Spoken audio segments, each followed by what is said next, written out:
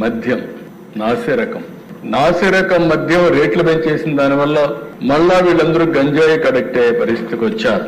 Drugs అధ్యక్ష ఎక్కడ కాలేజీలు ఉంటే ఆ కాలేజీ పరిసరాల్లో కూడా వెళ్ళిపోయినాయి. అంటే ఏ విధంగా ఇది పెనిట్రేట్ అయిపోయిందంటే నేను ఎన్నికల ముందు చాలా సార్లు చెప్పాను. అన్ని సమస్యలు కంట్రోల్ చేయగలుగుతాం, లా అండ్ ఆర్డర్ కూడా కంట్రోల్ చేస్తాం. కానీ గంజాయికి అలవాటు పడి, డ్రగ్స్ కి అలవాటు పడి అడిక్ట్ అయిన వాళ్ళు మాత్రం మార్చాలంటే చాలా టైం పడుతుంది. కొన్నిసార్లు మనం మార్చలేకపోతాం అని కూడా నేను చాలా సార్లు చెప్పాను. ఇది యథార్థం. అలాంటి సందర్భాలు కొన్ని మన రాష్ట్రంలో వచ్చాయంటే ఇది ఒక దురదృష్టం, దౌర్భాగ్యం అని చెప్పి కూడా నేను మీకు తెలియజేస్తున్నాను. ఇంకొక పక్కన దీనికి అడిషనల్ గా సోషల్ మీడియా తయారైంది. అంటే ఈ సోషల్ మీడియాలో కూడా నియంత్రణ అవసరం. మన పిల్లల్ని మనం కాపాడుకోవాలి, భావి తరాలకు అందించాల్సిన బాధ్యత మన పైన ఉంది. ఒక పక్కన తెలుగు జాతి ప్రపంచంలోనే ఒక అగ్ర జాతిగా తయారవుతున్న ఆనందపడుతున్నాం.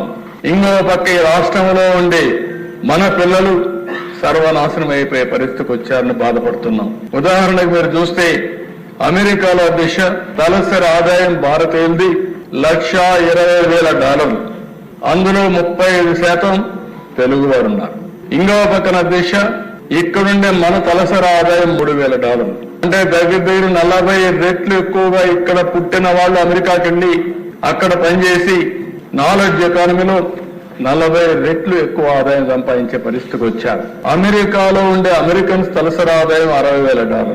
అంటే మనలో సగం. శక్తి ఉంది, సామర్థ్యం ఉంది. అదే సమయంలో దీన్ని సద్వినియోగం చేసుకోవాల్సిన బాధ్యత మనందరిపైన ఉంది. అది చూసినప్పుడు నాకు ఆనందం. మళ్ళీ ఇవన్నీ చూస్తే బాధ.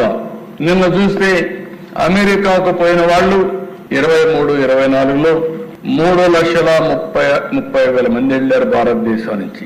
అందులో 1,86,000 మంది అంటే 56% తెలుగు వాళ్ళు వెళ్ళారు. భారతదేశం మొత్తం 65,000 కోట్ల రూపాయలు ఖర్చు పెడుతున్నారు.